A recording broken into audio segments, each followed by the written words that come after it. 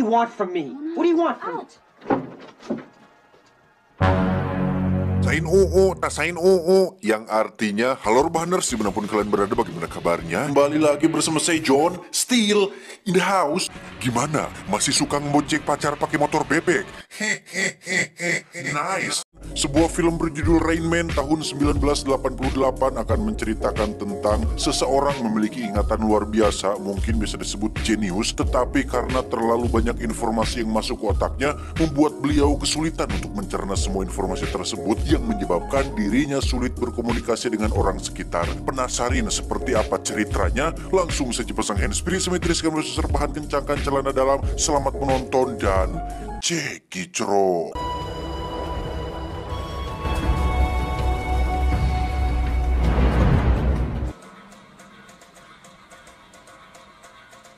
Perkenalkan, dia adalah Charlie Babbitt, seorang dealer mobil-mobil branded berkelas yang saat itu sedang mengalami tekanan dalam keuangan bisnisnya, sementara pinjaman modalnya harus segera dibayar, sedangkan penjualan saat itu sedang tidak baik-baik saja. By 5:30, he's gonna come and seize all the cars. I'm gonna have to call you back. You still want to go with all these problems? Hey, we're seconds away from closing this deal.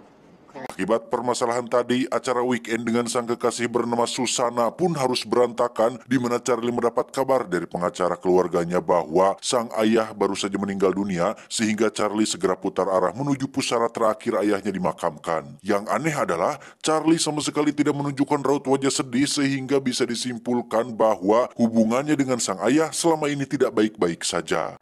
Dedication to family.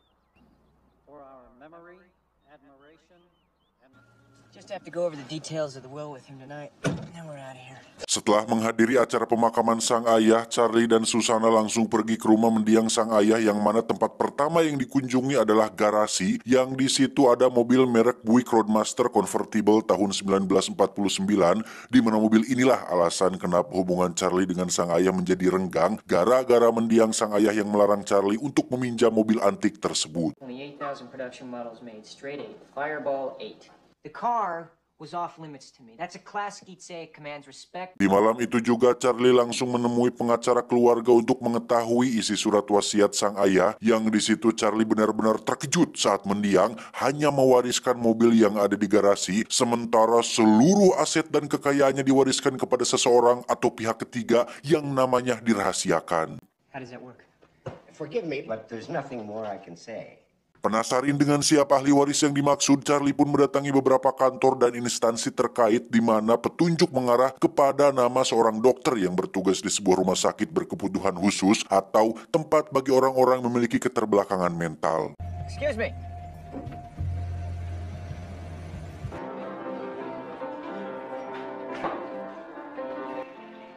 whose grandson was the Wherever presidential this is, I retreat don't understand. Berhasil menemui dokter yang dimaksud, Charlie kembali harus mendapat kekecewaan ketika pak dokter bernama Brunner ini sama-sama merahasiakan nama sang ahli waris, di mana Susana yang menunggu di luar pun didatangi oleh seorang pria, lebih tepatnya pasien di rumah sakit ini, yang ujug-ujug masuk ke dalam mobil, duduk di sana, dan mengklaim bahwa mobil tersebut adalah mobil milik ayahnya. Saturday, never drive on Monday. What is this? Who is this guy? She jumped into the car. Yang menarik adalah pria ini bisa mengetahui nama lengkap ayah Charlie termasuk alamat rumahnya, yang sontak hal tersebut cukup membuat Charlie rewas. Loh, siapa mas-mas ini? Saat itulah muncul Dr. Browner yang akhirnya tidak punya pilihan lain selain menyampaikan kebenaran tentang pria ini atau pasien ini adalah bernama Raymond, kakak kandung Charlie yang sejak kecil dirawat di rumah sakit tersebut. Raymond is your brother. Now the dispute settled here on form. And after that, the dog bit him. I yelled at my dog. Hello, I'm Doug Llewellyn, and welcome to the People's Court. Saat Raymond sedang menonton acara favorit itulah si dokter bercerita bahwa sejak tahun 1965 ketika Charlie masih berusia 3 tahun, Raymond kakaknya dititipkan di tempat ini, di mana Raymond mengidap suatu kondisi bernama autistic savant, atau kondisi di mana seseorang memiliki bakat luar biasa dalam menghafal dan mengingat berbagai hal dengan sangat cepat, tetapi kesulitan mengolah dan mencerna yang menyebabkannya menjadi sulit berkomunikasi dengan orang lain. Himself, or probably even understand his own emotions. How much money he's been left? He doesn't understand the concept of money. Penasaran dengan itu, Charlie mencoba membuktikannya dengan bertanya tentang segala hal kepada Raymond, di mana dia dan Susana cukup terkejut saat Raymond benar-benar bisa mengingat dan menjawab semua pertanyaan dengan benar. Ted Krusevsky. Kluszewski, 1957. Lifetime batting average, 298. Closer to him than anybody in the world. Known him for 9 years. Charlie meminta izin perawat untuk mengajaknya jalan-jalan ke taman. Di situ Charlie mencoba membujuk Raymond agar mau ikut bersamanya, yang kita tahu ini semua hanyalah sebuah cara supaya Charlie bisa mendapatkan separuh dari harta warisannya, yang mana satu-satunya cara untuk mendapatkan itu adalah dengan membujuk Raymond supaya mau membaginya dengan Charlie. Los Angeles. Thought maybe go to Los Angeles like to see a Dodger game. Seperti kata pepatah, cara terbaik untuk bersembunyi adalah dengan tidak bersembunyi sama sekali. Charlie membawa Raymond dengan tidak susulumputan alias terang-terangan di depan mata perawat yang mengira jika Charlie hanya sedang mengajak Raymond jalan-jalan di sekitar taman saja.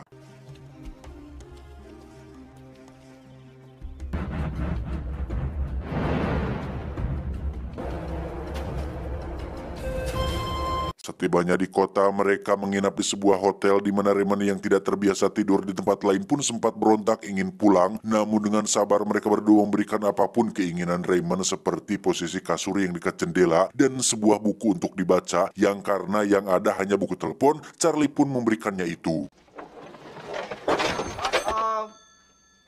Big ERN, we present our big bonanza of cash. Singkat cerita, malam pun tiba. Ketika Raymond masih anteng membaca buku telepon, sayup-sayup terdengar suara ikeh-ikeh dari kamar Charlie yang ketika dihampiri, mereka berdua ternyata sedang melakukan tanpa Raymond sadar bahwa hal tersebut adalah privasi, sehingga Charlie langsung mengusirnya dengan kasar. Get out! Go! Stop it. Susana meminta Charlie untuk meminta maaf kepada Raymond atas kata-kata kasarnya barusan, di mana Charlie justru malah lebih kasar lagi kepada Raymond yang tidak tahu etika, sehingga hal itu semakin membuat Susana marah, terlebih lagi saat dirinya baru mengetahui jika Charlie telah membawa Raymond tanpa izin hanya gara-gara ingin harta warisannya saja. Raymond, am I using you? Am I using you, Raymond? Yeah. Shut up! He is answering. What do you want from me? What do you want from me? Alhasil kini hanya tinggal Charlie seorang yang harus sabar menghadapi kondisi yang dialami oleh kakak kandungnya demi bisa mendapatkan separuh dari harta warisan tersebut. Saat itulah Raymond tiba-tiba bisa menebak nomor telepon seorang waiter, yang hal itu dia dapatkan dari buku telepon yang dibacanya tadi malam. How'd you know that? Should read the telephone book last night. Dibs Sally. 4610. Ketika Charlie sedang sibuk menelepon karyawannya di kantor, Raymond tak sengaja menjatuhkan tusuk gigi hingga berserakan, di mana dia mampu menebak semua tusuk gigi tersebut secara akurat, sehingga hal ini menjadi bukti kuat lagi bahwasannya Raymond adalah orang yang sangat jenius. 246 total. Change. Charlie kembali melanjutkan perjalanan menuju LA untuk mengurusi masalah di kantornya, dan sangat buru-buru sekali karena 3 jam lagi harus sudah sampai di sana. Namun Charlie benar-benar dibuat kesal ketika Raymond menolak semua maskapai yang ada dengan alasan bahwa mode transportasi udara adalah salah satu mode transportasi paling berbahaya, berikut dengan menyebutkan satu persatu riwayat kasus kecelakaan pesawat yang pernah terjadi sebelum-sebelumnya. Delta crash August 2nd, 1985. Lockheed L-10. Delta crash November 15, 1987. Flight American Flight 625 crash April 27, 1970. Dan ya, karena Raymond ngagoak tidak pararuguh, Charlie harus rela menuju LA menggunakan mode transportasi darat, yaitu mobil, di mana dia terpaksa harus menempuh jarak dan waktu yang sangat-sangat lama untuk bisa sampai di tempat tujuan. Lagi-lagi Charlie harus sering-sering istighfar dan mengelus dada tatkala Raymond ingin jalan kaki, karena jalur ini adalah jalur berbahaya dan sering terjadi kecelakaan beruntun, sehingga dengan sabar Charlie pun nuturkan Raymond dari belakang sampai tiba di persimpangan. Who does? Absolutely. All I'm trying to find out is go ahead and tell me who the guy on first. Who the first baseman. Mereka berdua istirahat dan menginap di sebuah motel. Charlie yang sedang pusing dengan pekerjaan pun harus kembali dibuat ribet saat Raymond meminta hal ini, itu, seperti yang biasa dia dapatkan di rumah sakit. Namun yang menarik adalah Charlie sekarang bisa lebih sabar dan bersedia memberikan apapun yang Raymond mau demi harta warisan tentu saja.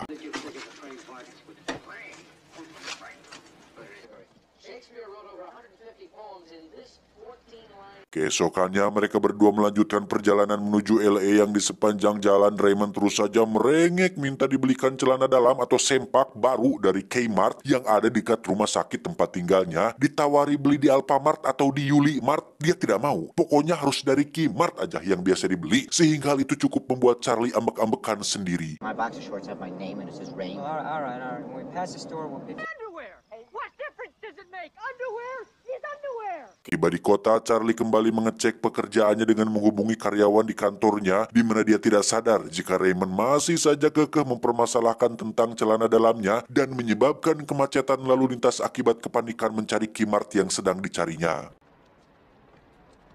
Raymond? You ain't gonna move, I'll move. Hey, buddy, hey!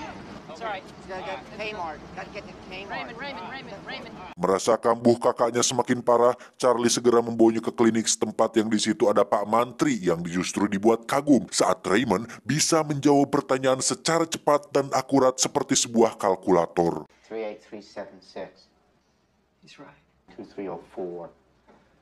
2304. 5359262. He's a genius. He's right. Are you autistic?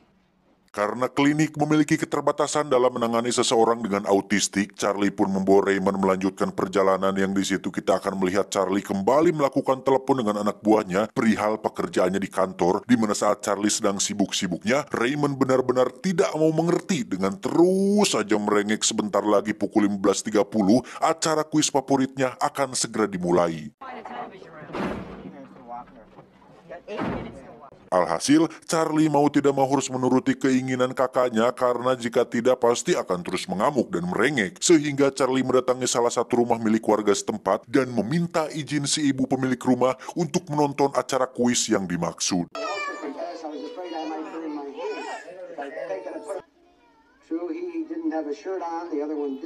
Setelah selesai memenuhi keinginan Raymond, mereka berdua pun kembali melanjutkan perjalanan dan terhenti di sebuah motel untuk istirahat. Ketika Raymond sedang gosok gigi, dia mengatakan sesuatu tentang masa kecil mereka berdua ketika Charlie kecil sering memanggil nama Raymond dengan kata Rain Man atau manusia hujan, yang hal itu membuat memori Charlie terbuka bahwasannya dia memang memiliki seorang saudara kandung. Ketika Charlie sedang menyalakan air panas untuk mengisi bak mandi, saat itulah Raymond tiba-tiba histeris dan... Who took this picture? TAD.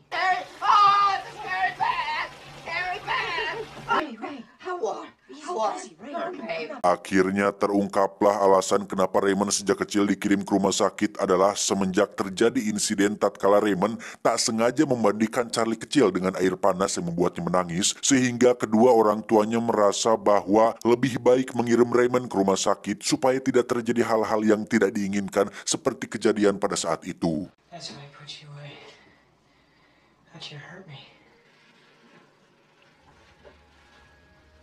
Keesokan paginya ketika mereka berdua sedang mencuci baju, Charlie seperti biasa menghubungi kantornya untuk menanyakan tentang situasi pekerjaan mereka saat ini yang ternyata gara-gara Charlie telat mengurusi pinjamannya sebesar $80.000, semua aset-aset usahanya disita paksa oleh pihak kreditor yang membuatnya langsung amuk-amukan tidak pararugu.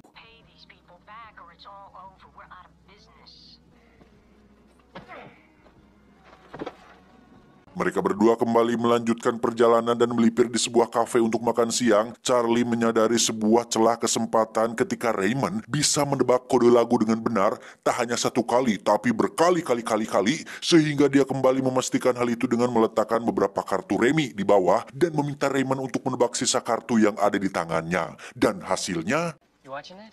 Yeah. 2 jacks, 1 8, 1 king, 1 6. You are beautiful, man. Do if it's good, Ray.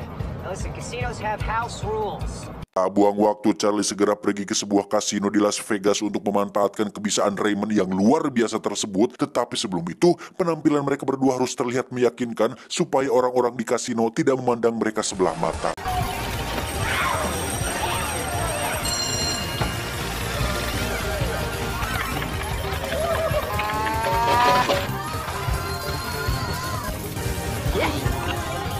Yes, sir.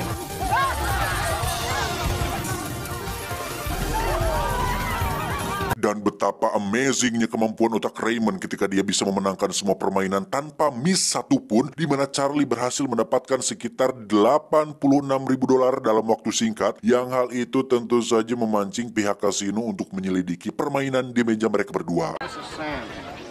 Table 47. It's not right. You know there's no one in the world can count at this 6-deck shoe. Hey, this guy. Sam did. Sam did. Okay, I'll take over. Tak ada satupun hal yang mencurigakan dari Charlie dan Raymond, tetapi pihak pengawas yang ada di ruang kontrol tetap tidak bisa habis pikir dengan bagaimana seseorang bisa menghitung dan mengingat kartu dalam waktu hanya 6 detik saja. Past postings.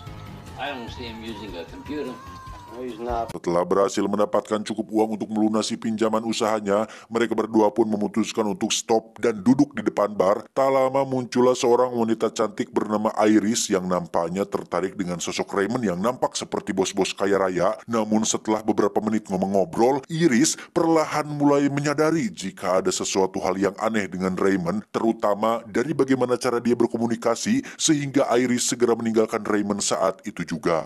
Whoa, look, I'm out of here. Yeah, she's very sparkly. Definitely very sparkly. Dengan uang lebih yang Charlie dapatkan, mereka berdua menyewa sebuah kamar mewah tepat di gedung kasino ini, di mana Raymond terus saja menyebut nama Iris dan ingin belajar berdansa sesuai dengan apa yang mereka berdua obrolkan tadi malam, tadi di bar itunya. Aun atuh ya, Allahu Akbar. We made a lot of money today, Ray. We made a lot of money. Have to go to a date with Iris at the bar dancing.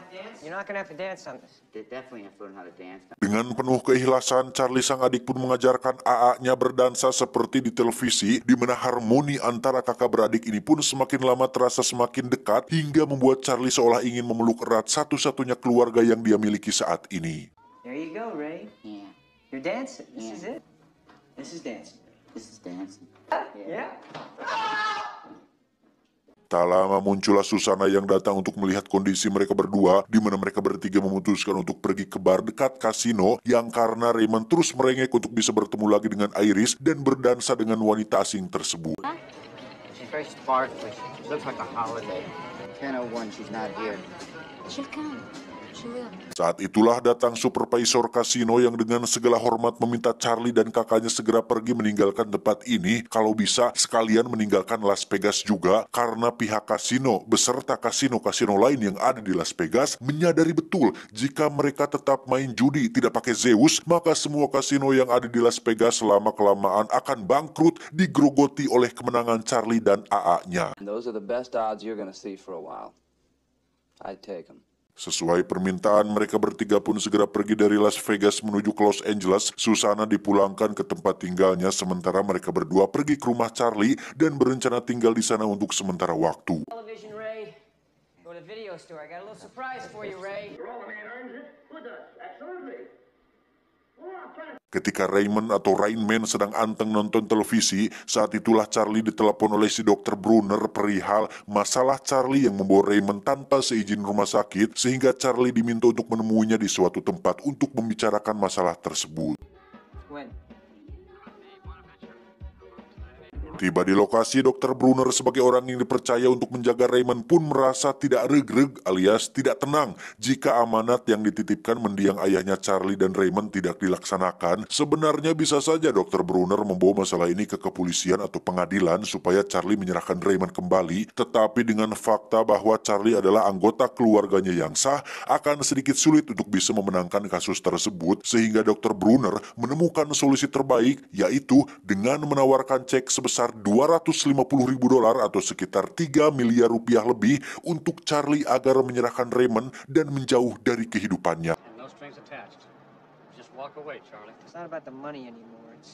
Dan yang menarik adalah Charlie yang di awal otaknya hanya cuan dan harta warisan, tiba-tiba saja berubah menjadi sosok adik yang sangat menyayangi lanceknya, di mana dia akhirnya sadar bahwa keluarga lebih penting dan nomor satu dibandingkan dengan alat tukar pembelian berupa lembaran-lembaran kertas nominal, yaitu uang.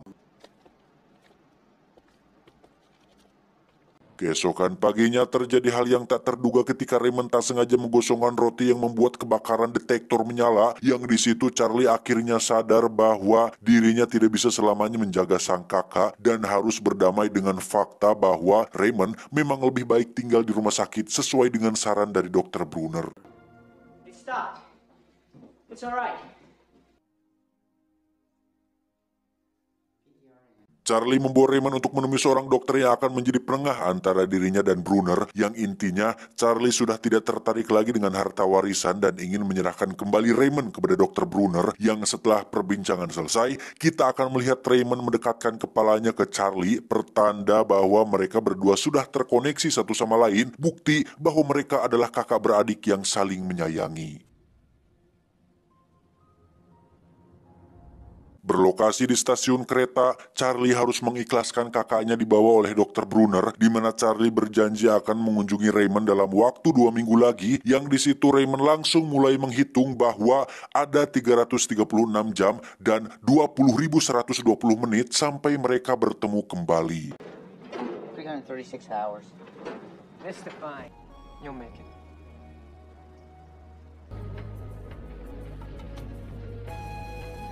Tamat, ending yang cukup mengdramakan.